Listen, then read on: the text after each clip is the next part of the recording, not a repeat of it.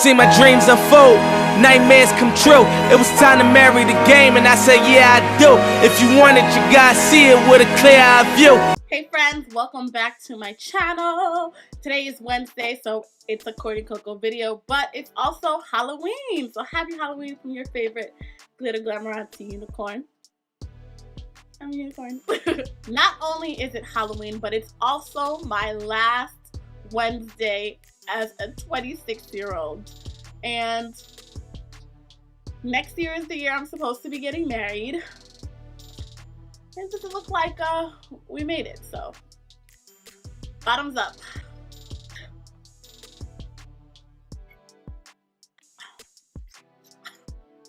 But who knows? Anything can happen. Anything is possible.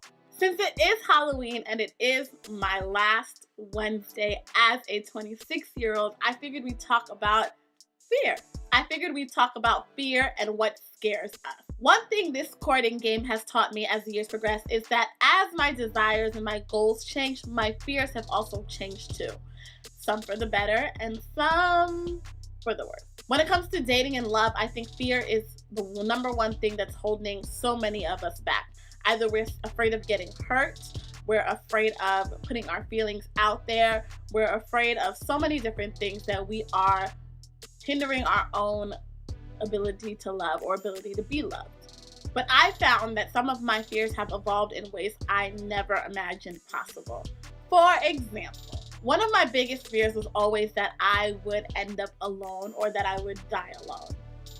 I know that's really morbid, but it's the truth. It's really how I felt. I was so scared of that, and now that doesn't scare me at all. In fact, the idea that I won't get married is becoming more of a reality than not. And it doesn't scare me or make me sad anymore. It's just part of reality. I used to believe that I was born to be a mother. And I still do. I still think that it's a very big part of who I am as a person. But it used to be that if I didn't have kids, I would be completely distraught. And I've always wanted to adopt, so that is one of the reasons why it's no longer a problem. But I think now when I think about the rest of my life, I still see the same goals and the same desires career-wise and life achievement-wise, philanthropy-wise. But I don't necessarily see kids being part of my life as clearly as I did before. That doesn't mean I don't want it to happen or it's not going to happen or I think it's not going to happen. It's just that I think as you get older, you start to become more okay with certain things. For example, I have a 2-year-old niece who is the love of my life. And while people usually say, especially older people, they say, oh, she's the daughter I never had, I find myself thinking sometimes that she's the daughter I'll never have. So if I don't ever have kids, I'm perfectly okay because I have this beautiful baby girl that is basically my kid. And so while those fears are no longer as prevalent as they used to be, my new fear is that I'm becoming too complacent with the way things are and not being afraid of some of those things. I think that to a certain degree, wanting those things and having a certain level of fear or hope that they will happen is very healthy because it encourages you to go out and look for those things.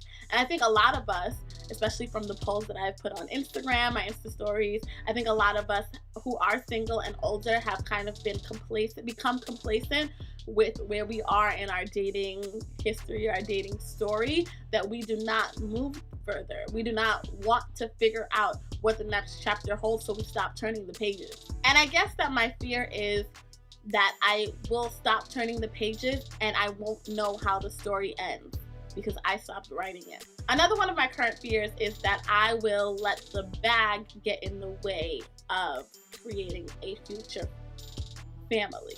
We all want to be able to provide for our families in the future, but if you don't have a family to provide for, what is really the point? We live in a generation that is concerned about the bag, which is great because we're all hustling and really trying to make it out there. But what is it all worth if at the end of the day you have no one to share it with? It's kind of sad. This year, I have been able to check off a lot of my goals. I've been able to accomplish a lot of things in front of the camera and behind the camera, which has been amazing. But sometimes I wonder if at this age, at this stage, being older and being completely engrossed in my career life and not making room for other things is going to be a detriment, or is going to be detrimental to my future family life. Because I don't want to be 40 with a 2-year-old. I just don't want to. That's just not what I see for myself. I don't want to be 35 with a newborn. I don't want to. And yeah, you think, yeah, you're still young and you have plenty of time. But I'm currently 27 in 4 days. And I got no prospects. I feel like it's not because there's nothing good out there or anything like that, or that there's something wrong with me, because I am a unicorn. But I feel like it's because maybe one of my fears is that maybe I am chasing something that doesn't exist. And while we joke about the requirements from episode 1, speaking 4 languages and being a great dancer and all those things, as you get older, you realize that those are not requirements. Those are nice things to have, but that's not your standard. You have to set a standard for yourself. Those are not standards. Standards are things like an honest person, a person who is kind, having an education, or being intelligent not necessarily means having 3 degrees. But sometimes I do feel like the feeling that I'm looking for, or the aura and the character that I'm looking for, doesn't exist. So that is a fear, that maybe I'm chasing something that I'm never gonna find. So that being said, I don't want to keep you guys here for too long because it's getting kind of sad. This is a depressing episode.